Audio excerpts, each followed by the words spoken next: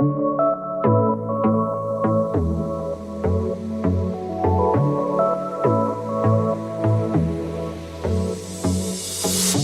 everybody. Welcome back to the Nuance Needed podcast. This is Sam Dalton, and today I am graced with the incredible Dr. Audra Horney, who is a therapist like myself, but she works specifically with men. And with a lot of the things that we've been chatting about on the pod lately, and I think things that we can all see happening just outside of our windows, I think we have a lot of questions for the men and the people that are supporting them and helping them. So, Audra, thank you for being here today. Yes, thank you for having me. Oh my God, of course. Now, tell the people a little bit about yourself. What's your background? Who are you? What do you do? Fill us in. I am a licensed psychologist. I currently live in Phoenix, Arizona, but I've bounced around a lot. I actually grew up outside of the Midwest and then have been kind of all corners of the country with education, bopping around through my life. But home base is now Arizona. And this is where I have my private practice, which I've had a solo practice for a few years, and I've been licensed for close to 10. So before my solo practice, I was in group practice. And yes, I am a therapist for men, which I'm seeing more female therapists for men pop up in the last few years since I kind of emerged from the shadows. But it's still pretty common for me to talk to either therapists or just really anyone and to tell them I'm a therapist for men and have them be fairly shocked, grateful, surprised, but curious about how one comes to become a therapist for men when that's certainly not my lived experience. Right. Well, and I feel if I go back to like my grad school days, pretty much all they ever talked about is like, if you work with the opposite sex, you're going to want to have sex with them. Like, I feel like that was really the only messaging or training that was given on it. At least, like, if I look back reflectively, I feel like that was all the conversation was. Same. And my training, both in my master's program and my doctoral program, was like heavy emphasis on multiculturalism and social justice. And so I got a ton of diversity training. And also, when it talked around gender, and in particular working with men, it was very much around the ethics, the caution, the dangers even, and unfortunately not the clinical competence or the interventions or strategies that might be effective. And I can even remember in some of my earliest training experiences, I mean, from the beginning, I look back and it's so obvious that I'm a therapist for men now. Mm-hmm. Like some of my earliest clients, my first client ever, and many of my early clients were men. Most of my clinical supervisors were men. Just kind of, I think, luck of the draw, or maybe the universe knew something I didn't know. But I can still remember early in my training conversations with my supervisors that seemed to focus a lot more on potential, like what's called erotic transference in the therapeutic relationship, like client having more romantic feelings towards their therapist, or even vice versa. Then I really got support around, general, like clinically, how things are going and the strong rapport and connection and growth and progress that's being seen in these clients. So yeah, I completely agree that, and I also did not pursue this focus in grad school at all. It's something that really found me after school in my clinical training, just like being in the work. And so it was not present in my training. I've really learned sort of like street smarts in how to do this work, and like firsthand working with clients and then pursuing my own training to make sure that I'm not just acting intuitively based on what I think is good, but like I'm actually showing up for men in a way that is like clinically supported and evidence-based, because I didn't get that training explicitly. I really like that you brought that up, because as I just said, like neither did I, but even in more depth, it feels that in our training programs, it is very, and I'm going to say this with a grain of salt, like a feminine energy, I find totally in the programs. It's very validation centered. It's very softness centered. It's almost the assumption that like, yeah, because we're all going to be working with women. Totally. Yeah. I've been known to say, and I say it regularly, that I do believe therapy itself is a feminized resource. And the data supports, right? The majority of therapists are women and the majority of clients are women. That doesn't mean 99% of us are women, but it does skew in that direction. But even beyond that, like you said, I think a lot of the interventions, even the soft skills, right? Like quote unquote beginning counseling skills, we later get maybe into some of like the heavy hitter interventions that really help our clients, like skills, the tangible strategies. Even if you pull up a therapist website, I think oftentimes, even if a therapist is more of a generalist and really open to a wide array of clients, I think oftentimes the marketing skews more in a feminine direction and maybe unintentionally excludes men from seeing therapy as a place for them. Mm-hmm. Have you ever heard that feedback from a male client? Men? Yeah. Oh, yeah, all the time. All the time. I mean, that's one of the things that's been so powerful about me showing up on social media these last few years is that I'm getting feedback from men far beyond, the handful that are in my office every week that really do want support and have considered therapy or wondered, could this be helpful? Or had people in their life say, like, have you thought about therapy? Or maybe less supportively encouraged or pushed towards therapy. Then these men are going to look for a therapist and they literally can't find a therapist that's specialized in men's mental health. Or they're finding a therapist whose website describes a woman's lived experience or other more gender expansive people's experiences. Maybe even feel like they are like actively omitted from the list of like clients or presenting concerns or experiences that a therapist may specialize in. And so, therapists are, and some therapists will very explicitly say they do not work with men. And I don't fault those therapists. But it is a more common experience for a woman, in my experience personally, and what I've heard is from others is, I can identify 20 random variables and find a therapist down the road who checks all the boxes. And these men are just struggling to find anyone who says they work with men. I guess this is humbling for me because we yell at them to get help. Get to therapy. Get to therapy. Go figure your shit out. Yeah. Go talk about it. Go, stop expecting us to do like the emotional labor and yada, yada. Oh my gosh. Yeah. And then, which has elements of truth to it. 1000%. Yet, yeah. Is there this complete blind spot that we've missed without really realizing it? Like even me, I'm sitting here in kind of this realization of like, oh my God, I've never even sat in this space of being reflective of this, because I think it's just my focus, my whole career, kind of similarly to how you feel the universe was like setting you up to work with men. I felt mine was in the reverse. All of my supervisors were women. The, clients that I related to the best were women from their lived experience. I had access to, experience with domestic violence and, relational issues and life transitions and just my own life and my own work. The one time my training was heavily focused on more men was when I was at the VA hospital in Salt Lake City.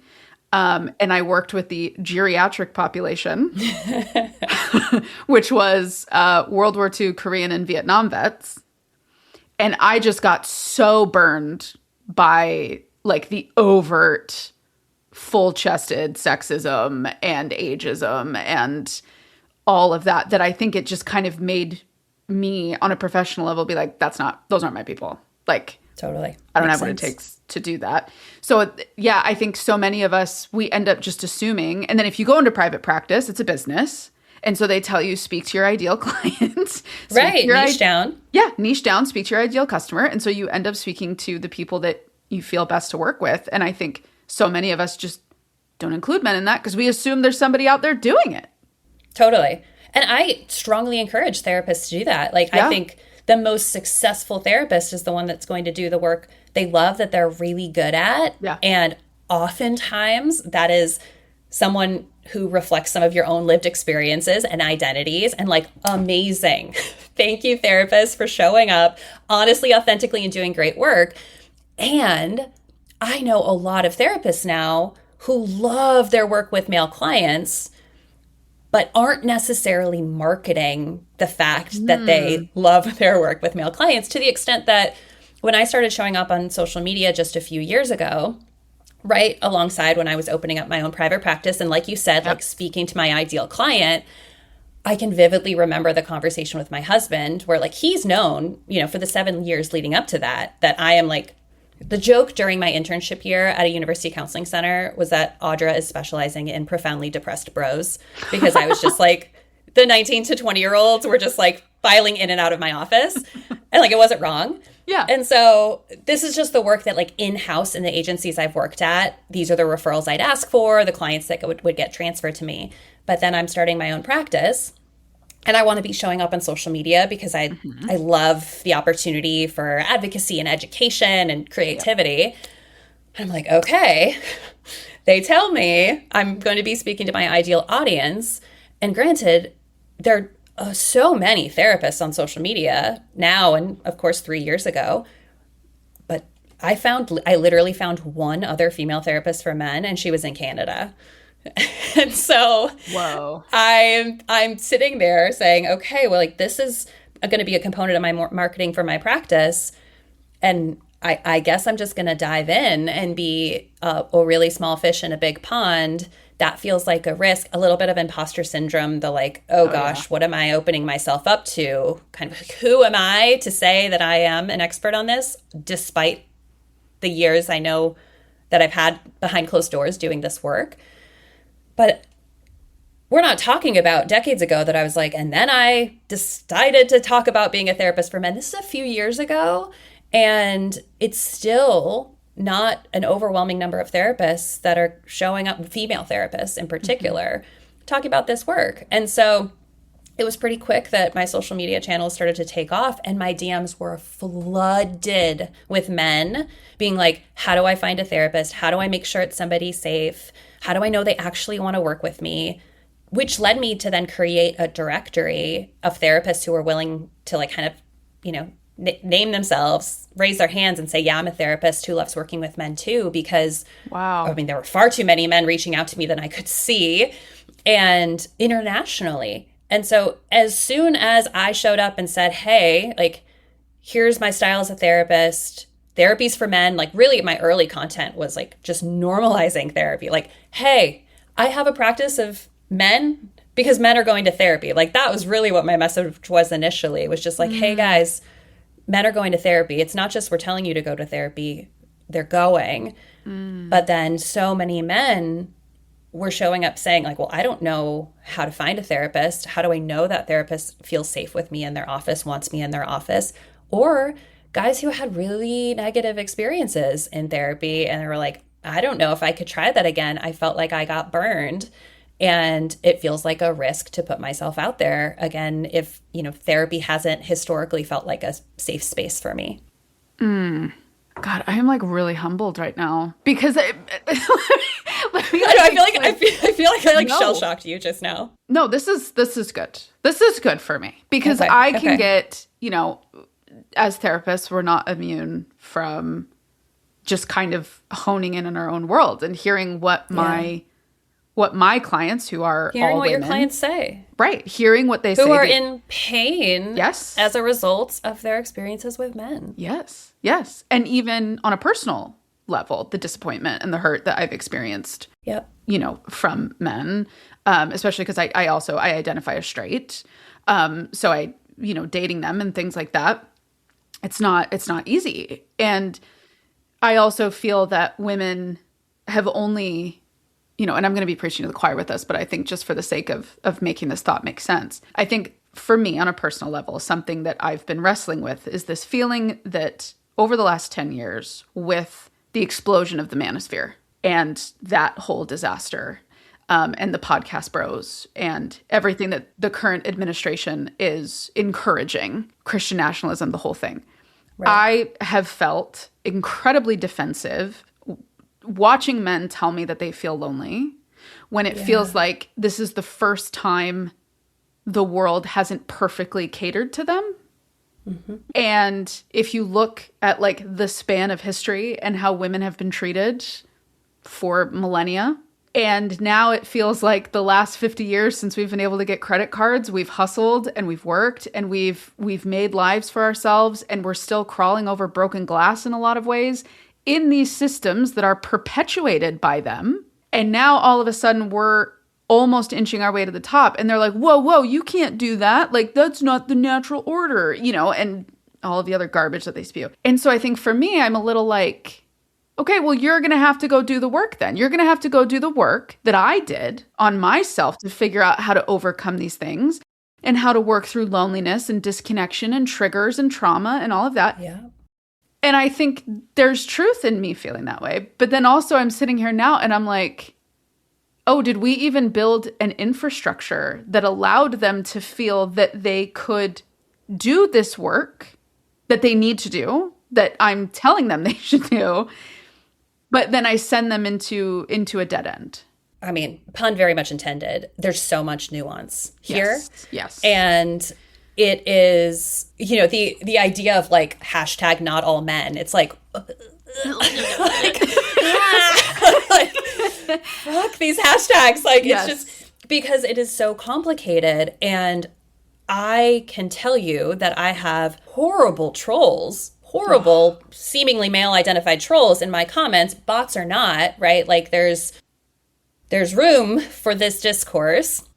And I have men in my office, men in my DMs, men in my comment sections, men sending me thank you emails that are just saying, finally, like, thank you. I have wondered if I could do anything about this. I just had shut it down in myself. I didn't know where to start. I just had my first session and it went so well. I found a therapist off your directory and they were amazing. And now I have guys in my comment sections, especially on TikTok. It's like this, TikTok, all these things have their flaws, but like the reality is for me on TikTok, it is blown up because men who follow me over there have this degree of anonymity. It's like Reddit with videos. Like there's nameless, faceless accounts, which allows people to say some awful things. And it also allows men to say some really vulnerable things. And so I have men in my comment section saying, I don't know if I can do it. I'm exhausted. I don't think I'm worth it. And other men commenting saying, I know you've got this. If you need somebody to talk to, my DMs are open. It took me a few times to find a therapist. You got to shop around a little bit. Like there's this community there that most men don't have in their own lives. Like I do. Right. I could open up my text. I probably have unread texts from my girlfriends right now about their last session in therapy and what's going on in their life, and a 20-minute audio note to listen to on my drive home today. Exactly. Men don't have that. And so, am I a little bit conflicted, I guess, when I think about it, about the fact that I'm a woman who's helped build that? Like, I guess if I think about my role in the system, but like the reality is like, this feels like such like I'm lit up by this work. I'm so passionate about it. So like, why not? Why not me? Yeah. If I feel pulled and called towards it. And I can tell you confidently that when I've created the spaces, men are there and I'm not having to moderate that. I mean, to the extent now that, I don't even have to moderate my trolls because my audience jumps in and they're like, how dare you? Like, we're protecting Audra at all costs. We ride at dawn. Like, don't you dare say that to her. And so I'm seeing the best version of men, whether they're in their like evolved state or their sort of like earliest phases of like believing they're worth anything. And it is a result of creating a space where there's permission for them to maybe lean in a little bit more to that feminine, but just to express a little bit more emotionality. And honestly, more than anything, show up with authenticity. In your experience with being a content creator that is specifically speaking to men, in addition to your private practice and your work and your history, and I'm sure the coaching and the mentoring that you're doing for other therapists, what would you say has brought us here to this crisis that men are experiencing in terms of loneliness and disconnection and overwhelm? I do believe that we all play a part in that. We are all existing in the same system together and we are all socialized in this system. Like, even if we're speaking around like the patriarchal system that we are all in, like little boys are socialized within that system and little girls are socialized within that system. And that means we are socialized in the ways that we personally behave and also the ways we expect others to behave. Yep. And so there's research that shows that baby boys are more emotionally expressive than baby girls until they're a few years old. And then it shifts, like until the socialization kicks in and we're giving, little girls, and I'm speaking in, binary here, and there are more nuanced experiences within that, but we offer little girls more empathy, compassion. They get hurt emotionally or physically, and we tend to them. And very early on, little boys get the feedback that, like, we don't cry, brush it off, you're okay. Little girls are encouraged to have, relationships with their friends in ways that are different than little boys. And so even if we're, the most like woke, feminist, open, liberal-minded people, parents even, the world is a powerful force.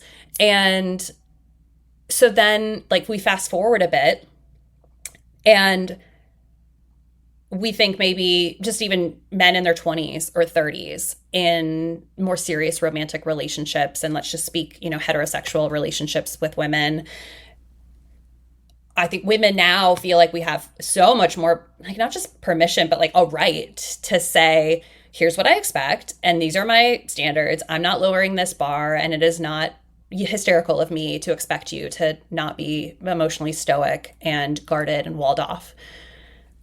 My experience with the clients who I work with and a lot of the clients online, and granted, there's a selection bias there, but my experience with a lot of men is that they want more emotionally intimate relationships, and they have no idea how the fuck to do it.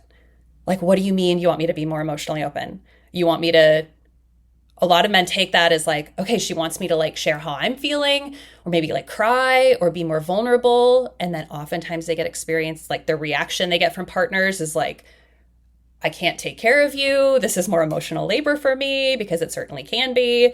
I think oftentimes female partners are asking for their male partners to be more like be there to emotionally hold me and like emotionally care for me. And the reality is a lot of men haven't been taught how to do that, as well as women have, who were able to like have the baby doll and play house and play school and like role model and practice all of these experiences. And so it is oftentimes, and I don't want to just like let men off the hook. It's not that it's not their responsibility to learn these things, but the conversations I'm having in like the privacy of my office is men saying like, I don't exactly know what she's asking for. I don't exactly know how to do this. I'm scared to do this because honestly, when I did this, when I was age 5 to age 15, I was bullied. I was ridiculed. I was outcast. Like I wasn't seen as attractive, like whatever it might be. I had these experiences that taught me to shut that part of myself down. And so there is a learning curve there. And I don't believe that it's that like men don't want to learn, but they don't know, again, circling back to, how do men find a really great therapist that they can work with? Like if therapy is a space for a lot of men to do that work, but we're sending them into a field that doesn't make it super easy for them to find a great therapist that's going to approach them in a culturally competent way that like really sees them. And, the same way we do with any other like salient identities that our clients may bring into the room, like we honor that, right? Like we accommodate that. We want to make sure that that feels inclusive. But if men aren't getting that, they're not feeling seen and understood, then again, this is not to say you can't like buy some books and watch some YouTube videos. Like there are ways to learn. And also I think oftentimes as like adult women, we're like, come on, step up. But we've had the luxury of being able to practice this emotionality, this vulnerability, this emotional intimacy in our relationships since we were 5 years old. I mean, yes.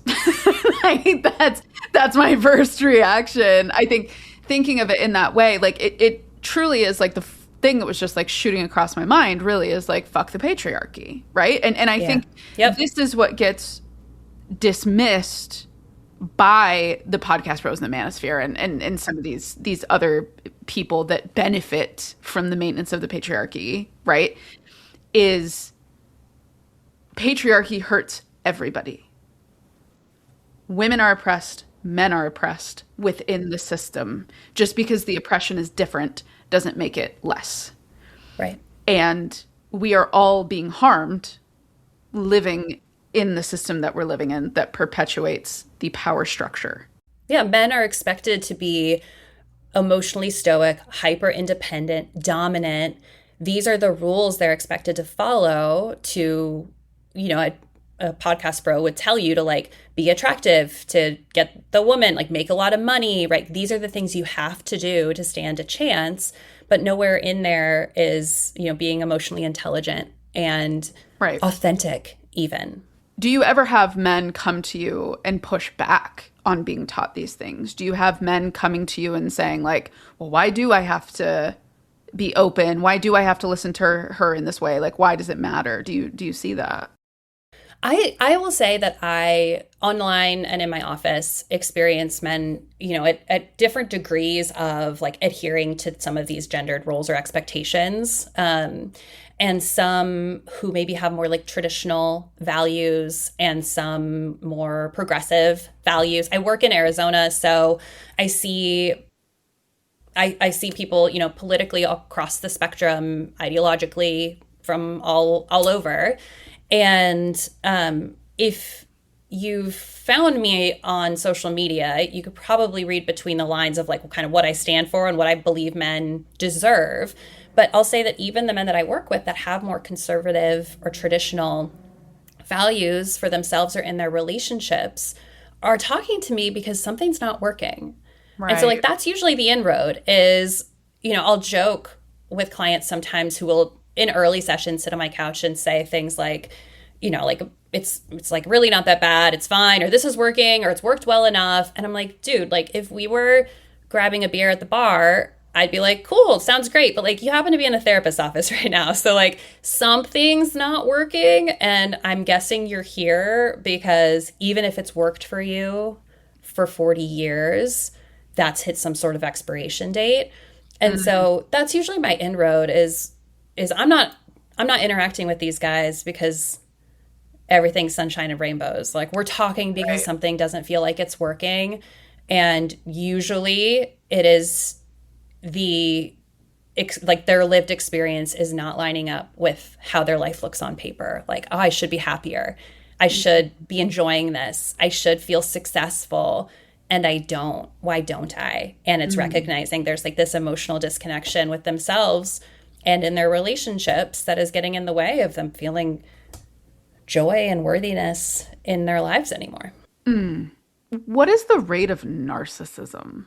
In my office? Yeah, that you're seeing in clients. It's so low. It's so low. I appreciate this so much because I think speaking mental health content creator to mental health content creator, I have really struggled online seeing the amount of this is narcissist, he's a narcissist, he was a narcissist, and it's like, well, if everybody's a narcissist, no one is a narcissist. So yes. But I get upset because I think what that does is it distracts from the ability for people to heal. When we just like throw, especially, and you and I know this even more so, like when we start throwing around personality disorders, that becomes identity. Because there is no med that's going to make okay. Yeah. Guess I'm a narcissist. Guess I'm narcissistic. And, for women, it's borderline, right? If we throw the borderline identity at them, it's like, okay, I guess this is who I am. So I was like really wanting to get your take on that. And are you seeing, because we know there are narcissistic behaviors, right? That people can engage in depending on the situation and the trigger.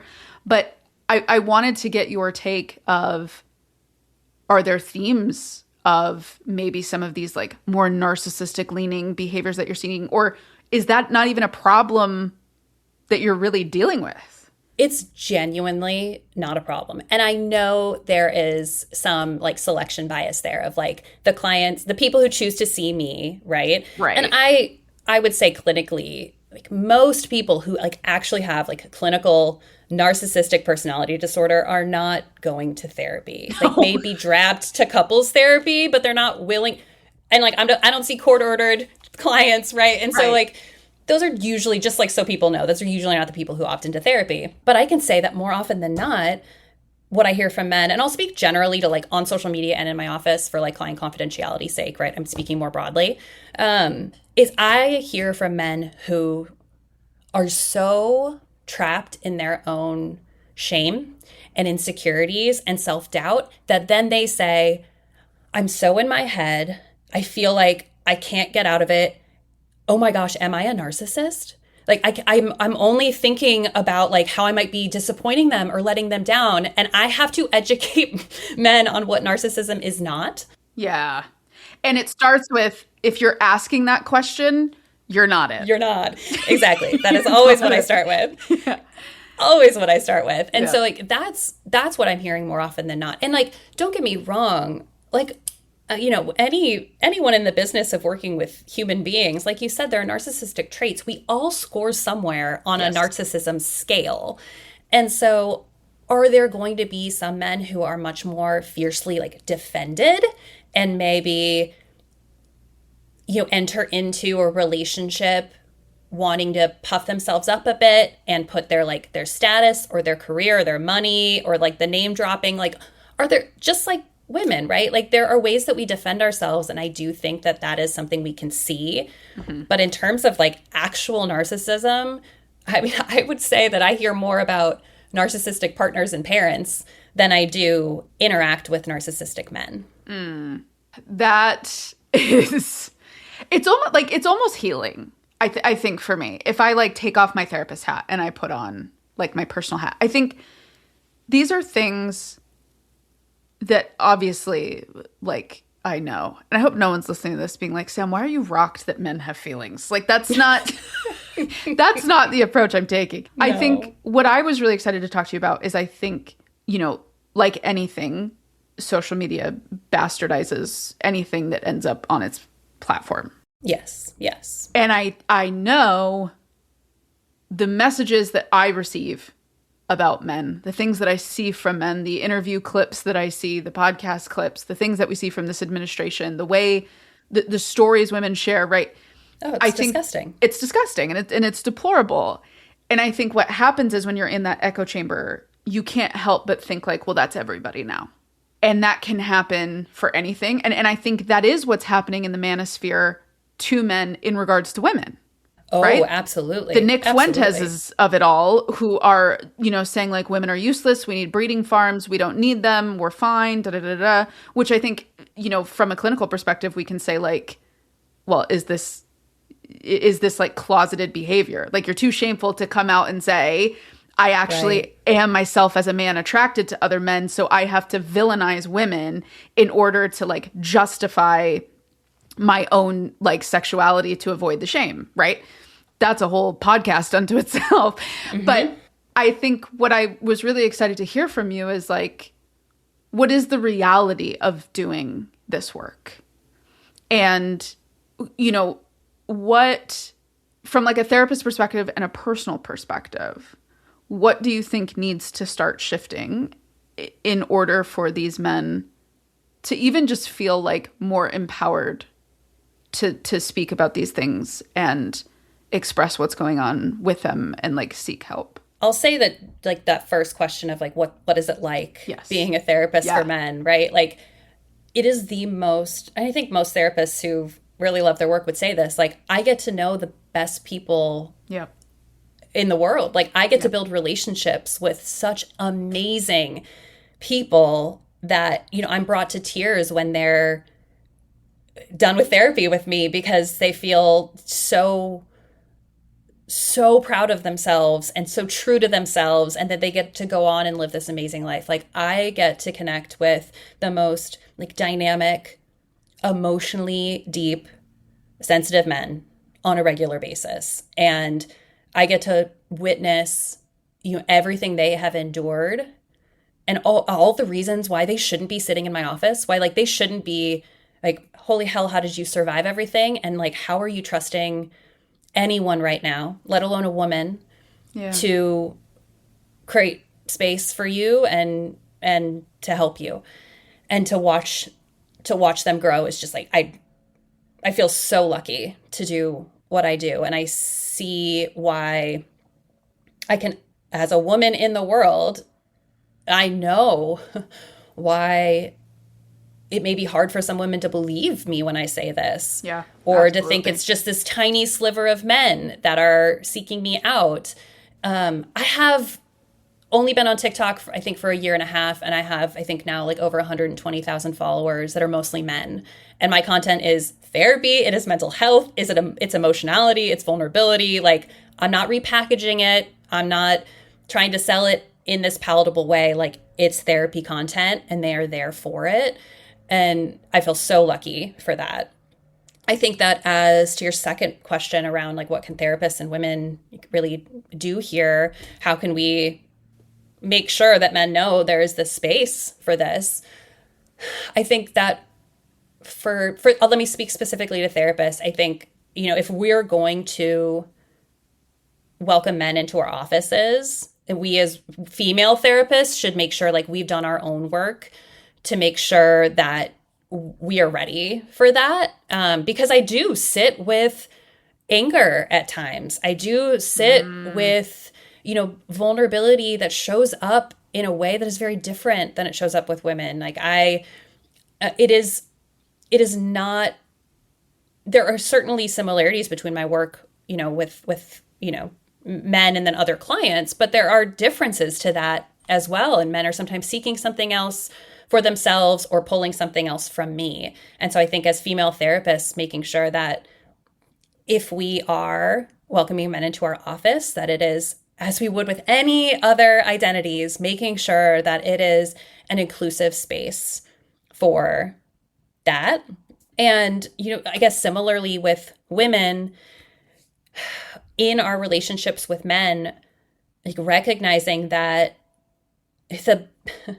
the most sort of like educated, progressive, like open-minded men are still carrying these expectations around like being a protector and being a provider and knowing the things and being tough and not, they may not agree that a put down to them is being considered a woman, but they're also feeling this internalized pressure to like, quote unquote, be a man.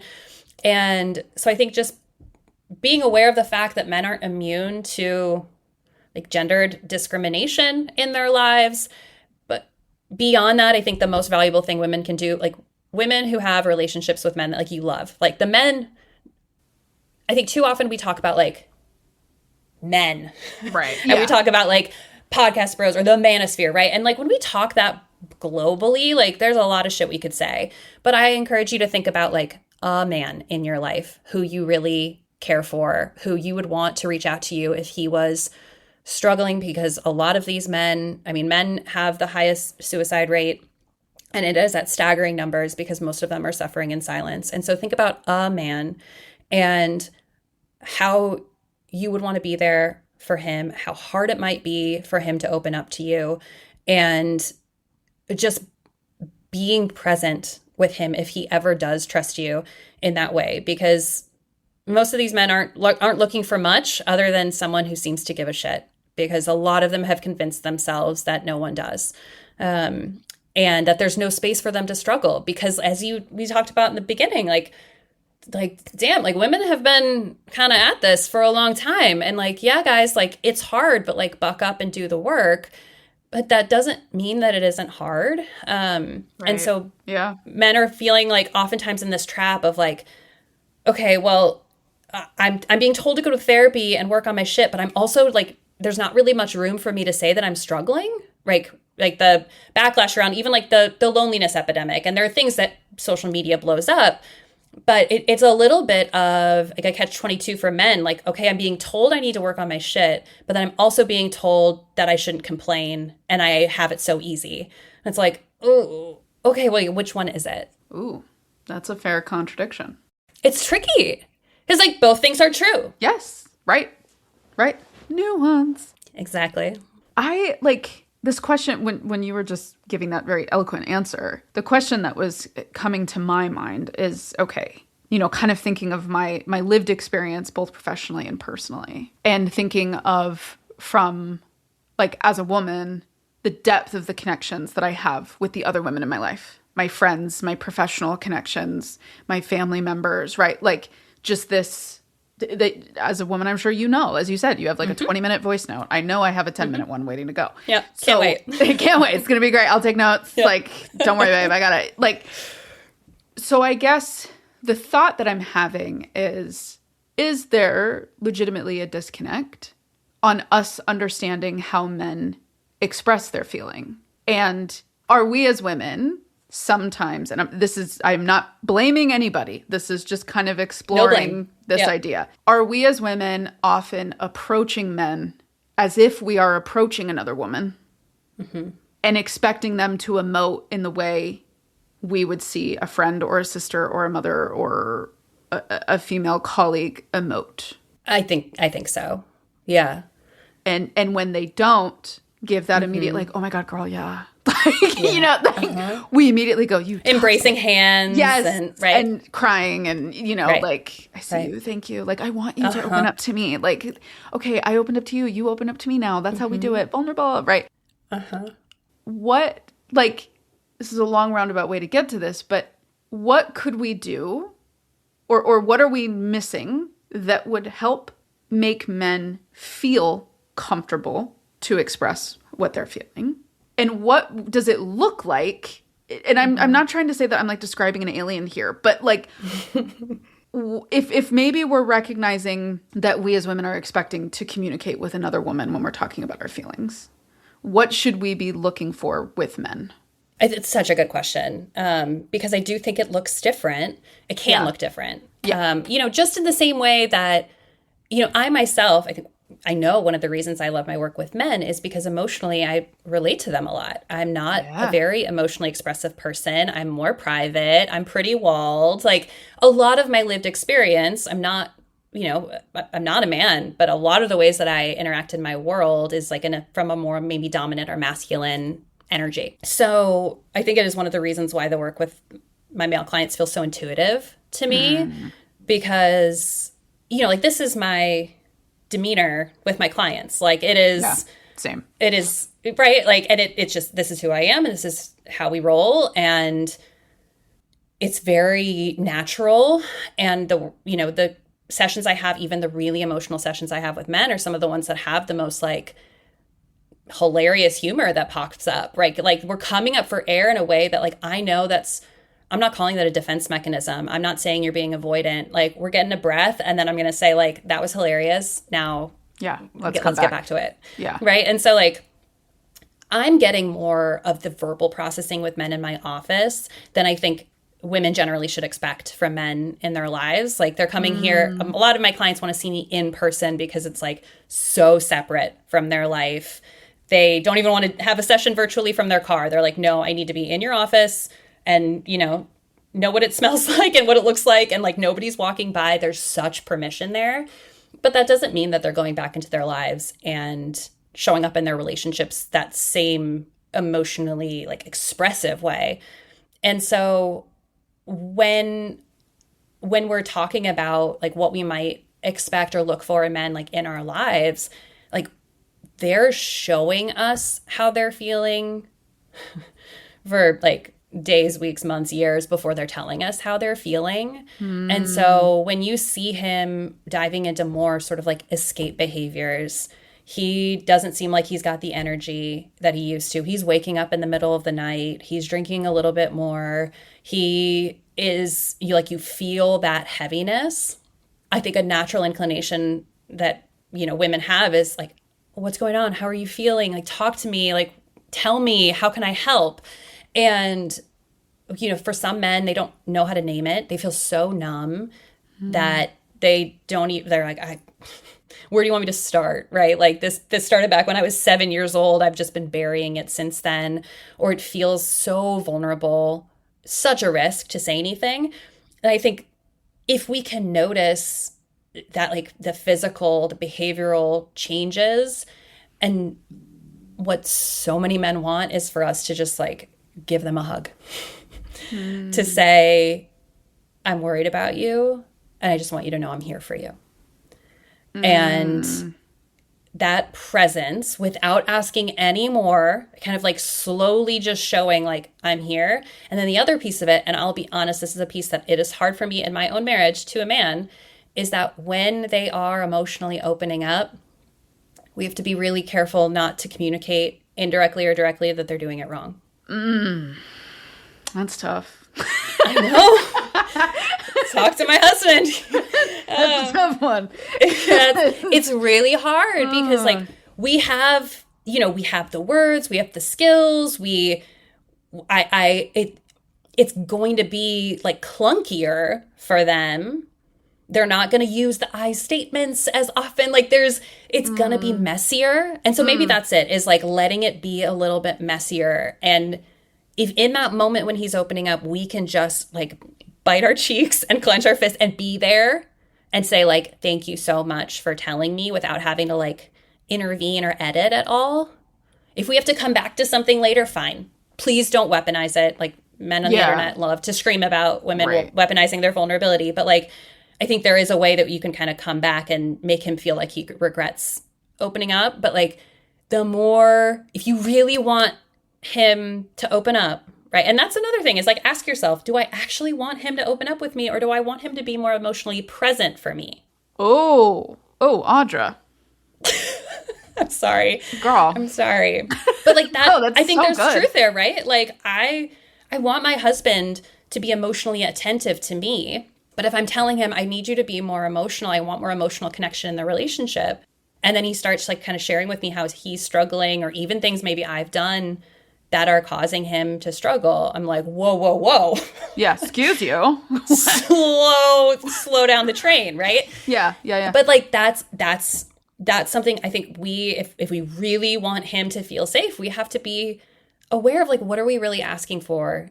And so then to be more explicit, like if what we really want is for him to like emotionally hold us, like emotionally be there for me, then let him know what that means. Like let him know, I just need you to tell me when I unload about my day, you're telling me like that fucking sucks. Like no wonder you feel that way. That's all I need to hear. Right. But like educating him a little bit, because again, like these guys, even the ones like the guys I work with are like just so sensitive and so emotional at their core, but they learned so early to like kick that to the curb that they're working at a deficit now. So if we want that, we got to work with it. And it's going to be some emotional labor.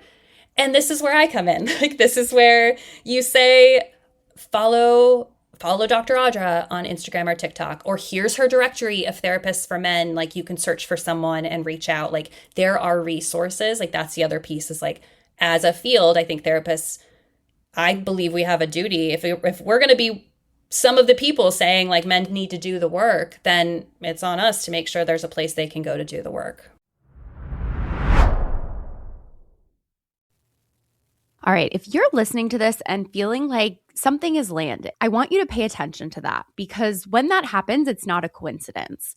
And if you've been thinking about therapy, but you've really had not great luck, you want someone who gets it, not just clinically, but personally, I want to share with you about my practice, Therapy for Women Center.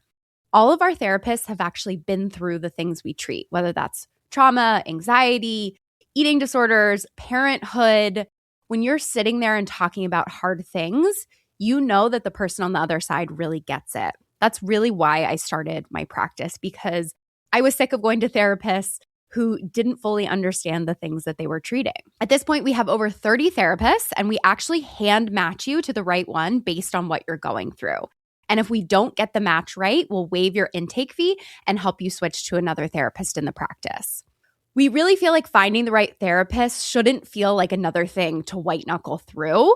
When you reach out to us, you can talk to our intake coordinator, you can email us, you can text us. We'd love to hear from you. We serve 42 states online, in person in the Philadelphia area, but right now we have immediate openings in North Carolina, Arizona, Florida, Pennsylvania, New Jersey, and many more, South Carolina, Ohio. We'd love to support you if you're looking for a new therapist. Reach out to us at therapyforwomencenter.com, or you can text us at 215-847-6749. I like that you brought up that conversation piece of making sure women actually know what they want, because what I find in my client work and just in general, right? This isn't me like speaking to any one particular situation, but just like larger trend, is so often I will ask people, when was the last time you actually articulated in a clear sentence what your needs are? And there's plenty of times where I get, but, and I'm like, no. I don't want to talk about the passive aggressive moment. I don't want to talk about the passive comment. I don't want to talk about the silent treatment. I want to talk about, when was the last time you sat them down in the whites of their eyes and you said, I need blankety blankety blank. And this isn't like I encourage women in, because I think we as women are horrible at swallowing our needs. So much so that we don't even take time to even acknowledge what they are. And so it creates this chasm between this person that doesn't have the tools to be a mind reader. Right. But nobody is meant to be a mind reader, right? But then this other person that has felt rejected, right? And not held. And so they just keep it to themselves and they make all these assumptions of like, well, it's not going to go well if I say it anyway, so I'm not going to say it, but I'm definitely mad about it. And I'm going to let you know that I'm mad about it. Right. Yeah. Resentment is growing. Resentment is growing, and it is a forest. And then, I think more often than not, that's where we get the guys being like, what do you want me to say? Like, what do you want me to do? Like, I did that. Right. And then it's just like the chasm gets bigger and bigger. So I really like that you brought up that element of us as women being honest with ourselves about what our needs are and taking the time to articulate that in a safe way. And I'm also very glad you brought up emotional labor, because I think that is something that gets weaponized across the spectrum all the time. Like, having to listen to somebody is not emotional labor. It's just not. You said something interesting too, that these men come in your office and they're so open, right? And so verbal in this space, but then go home and kind of revert back to this role that they believe that they need to have. Are men wanting to be like expressive in the way they are with you in other areas of their life? Or is there a feeling of like, well, I get that out here and then I can kind of go out and be a little more distant with it over here? It is varied. But I will say there are absolutely plenty of men out there who want that emotional, intellectual intimacy in their relationships, whether it be their friendships or the relationships with their family or partner or kids.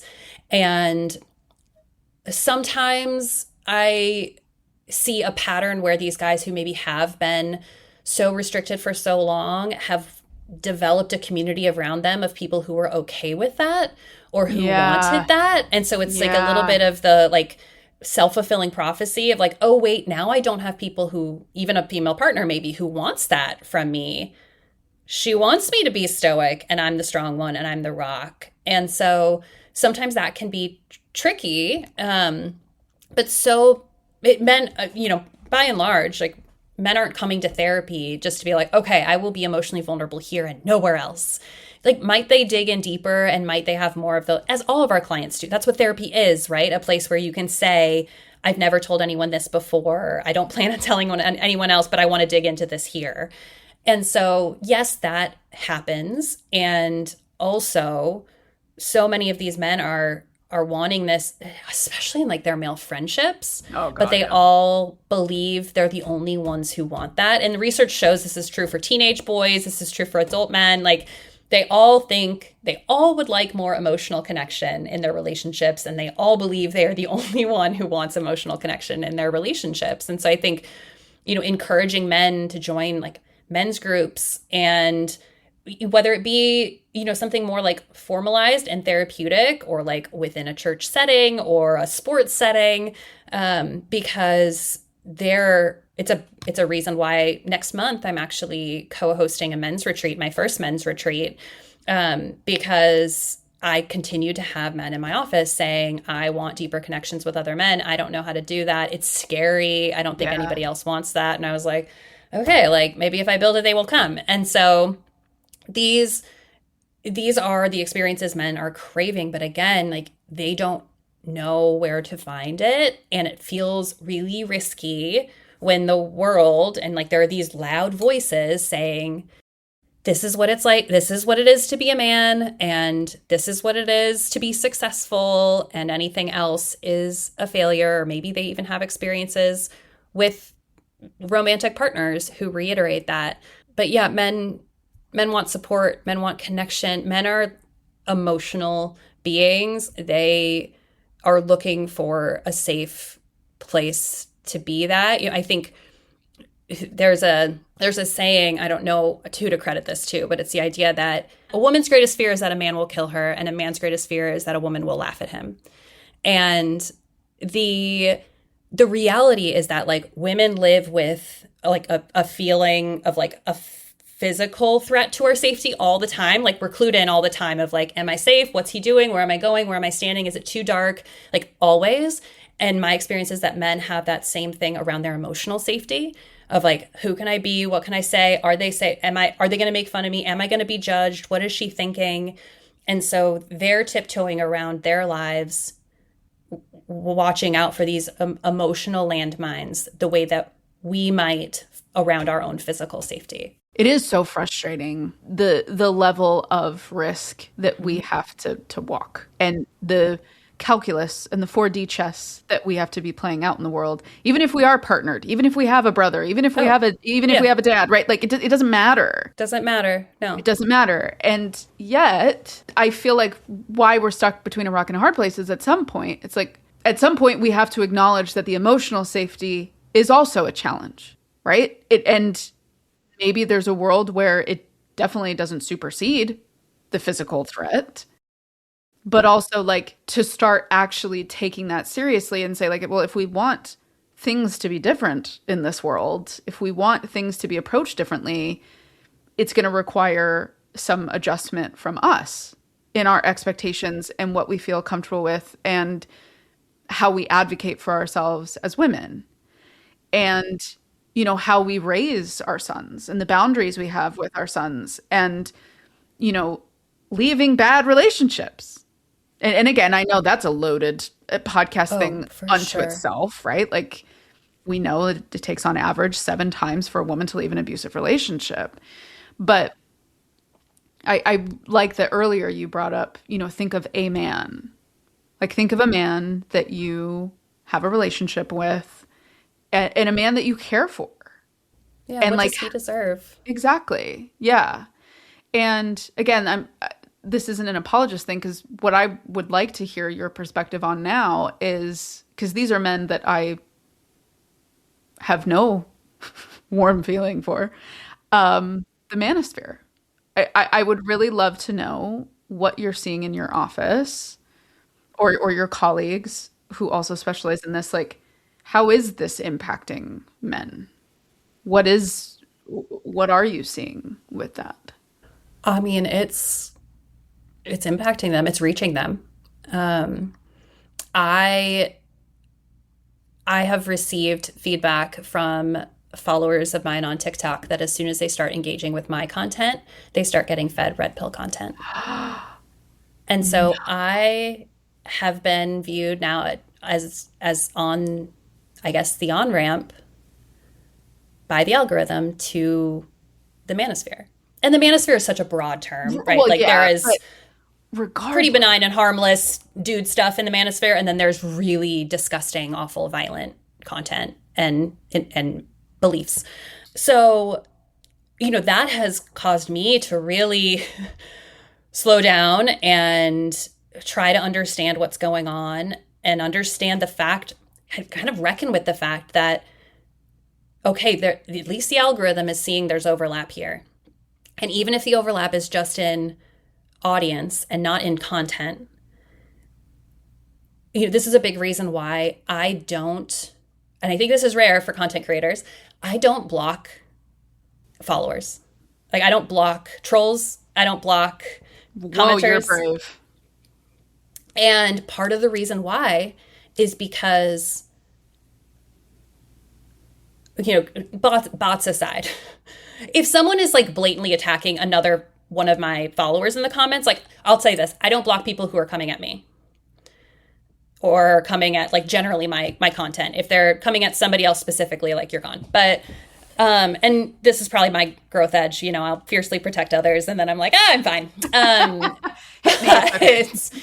save that for my IFS session next week. So part of the reason is because, you know, there is this overlap. So if, like, who do I want to be speaking to? Who do I want my content to reach? And yeah, I want it to reach the like therapy curious and hesitant or therapy seeking men. But what are we doing? You know, what am I doing in, you know, the way that I'm like navigating this online world and my like content and this education, if I'm not also wanting to reach the men who are either, you know, fully in that manosphere or on the on-ramp with me. And so I have had, over the course of like the short time I've been on social media, I have had trolls who turned into respectful followers. Girl, are you like, Jesus? I swear to you, What? in my DMs, like apologies. And like, and I can see the thread, right? Like I can see the historic DMs, or I can like, I have the receipts, right? And so, you know, I don't recommend this No. for everyone, right? But for me, like based on where I'm positioned, this feels like meaningful change, and this feels like an opportunity, because if we're going to pretend like the manosphere and the men who are listening to the podcast or just getting that content, I think there is research that shows, I don't need the exact number, but it's something crazy. Like the first 12 minutes that like a teenage boy is on a fresh, clean slate algorithm, he's fed like manosphere red pill content. And so if it's there anyway, they're viewing it, whether they're engaging or not. And let's be honest, a lot of manosphere content, not all of it is just like vitriol. Some of it is just stupid boy humor and like dumb shit that is engaging and entertaining. The algorithm's like, okay, you like that, here's more of it. And so if I have an opportunity to disrupt any of that, that seems like a step in the right direction, because it's powerful. And I've had, you know, I've worked with men who have, you know, listened to Andrew Tate and who have consumed, because men, this is part of it, is like men are looking for direction and they're looking for help. They're looking for guidance. They're looking for community. I mean, for better or for worse, the manosphere is offering that.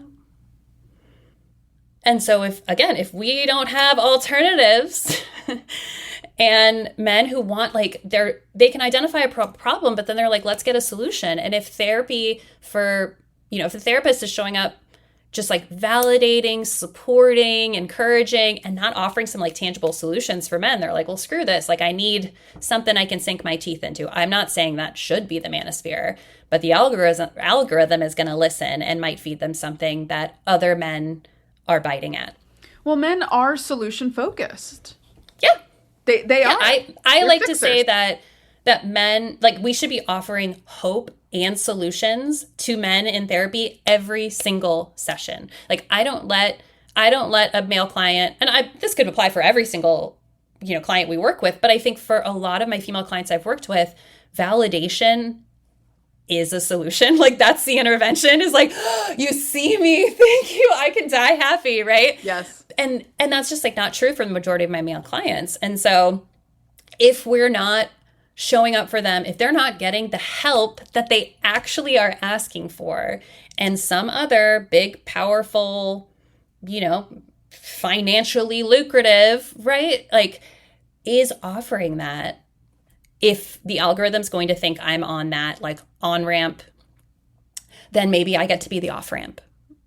And if that is true, then I'm going to keep doing what I'm doing, and I'm going to keep offering resources. I'm going to keep encouraging other therapists to, you know, self-reflect. And if you love working with men, amazing. Like, get on my directory. Like, these guys are so therapy ready. They're so eager. That's the beautiful part, is like, if you think you might want to work with men or you want them more on your caseload, like, it's so fun. They come in fucking motivated. They're like, let's get shit done. It is so rewarding. And so I'm going to continue to do this work until I don't have to, right? Like, as therapists, we're trying to work ourselves out of a job. and I've maybe bitten off a little bit more than I can chew, but like, I'm so passionate about it. It feels so important, whether it be on a broad scale or just, the individual men that I get to work with, that, like I said, if I get to be a part of that off-ramp and men are trusting me to be that, then that feels like purpose. Like that feels like I'm invested. Like I'm in this, and I'm going to see how far I can take it. And I hope a few more families aren't grieving the loss of a male family member as a result, or a few more young boys feel like there's, hope for them and opportunity in their relationships that they may not have seen otherwise. I hope a few men who thought the lack of connection in their relationship was just the way it had to be are seeing that there's more of an opportunity, because I just have realized that I want to give men a lot more credit. And when I have, they show up. I think what I'm hearing from you is we as women, while we're looking at the men that do need to be held accountable and the men that do need to be quieted, we also need to be acknowledging the other end of the spectrum. And I think what you said is so powerful at being that off-ramp. And we can't just scream at people to have an off-ramp when they're just on the Autobahn going 120 miles an hour and say, we'll just turn left. You're right. That's not fair. And I think this men's retreat that you're doing is I think that's fucking brilliant. What would you say to women who happen to be partnered to men or who love men in their lives? What is like a little nugget of insight you could give to them of how they could help the men in their life open up more and create that sense of safety in a way that feels sustainable for everybody? What would be like a thought you have in relation to that? I think the first thing that came to mind, I want women to know that these men are so afraid of disappointing you. Oof. So afraid of letting you down. And you may not see that.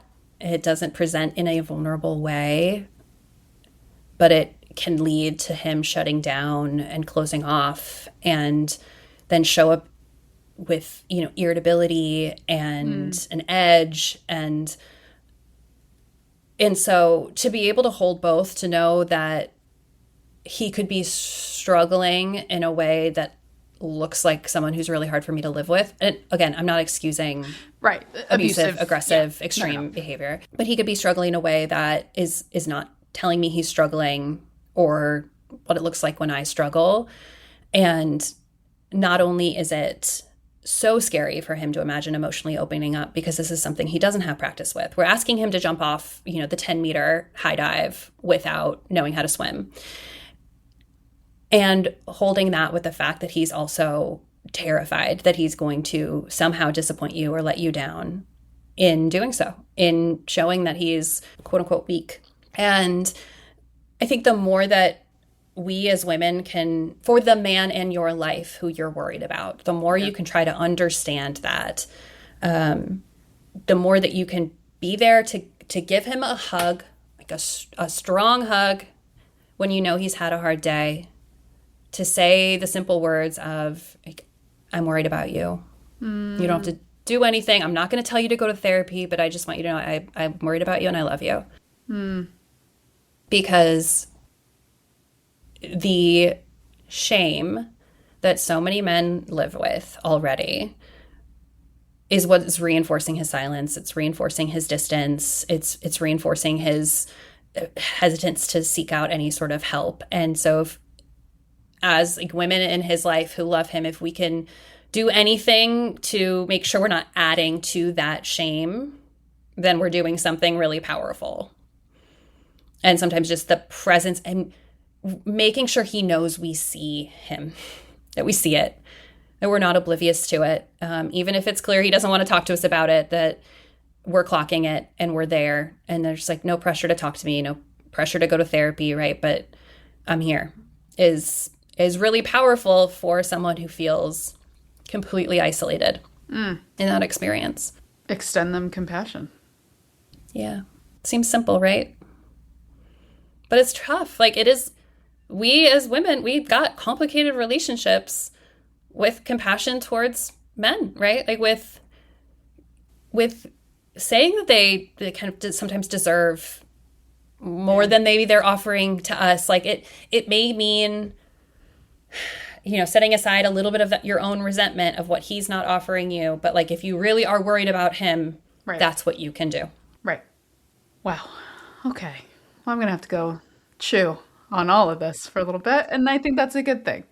That's my hope. Like, yeah. I want to give some different perspective. I want to shine a light on what I see. And, hopefully if there can be even just a little bit of a shift. So there's like a little bit more room. I'm not like my messaging here, my messaging online is not to women. Like, I'm telling men, I'm validating their experiences, but I'm saying, here's how you got to work on yourself. This is what you do. This is how you take accountability, right? Like, I'm not suggesting women are responsible for this. And so if we even, as clinicians in the field are encouraging each other to, take a look at your website. If I want men to reach out and give me a call, like, does this website seem like I do?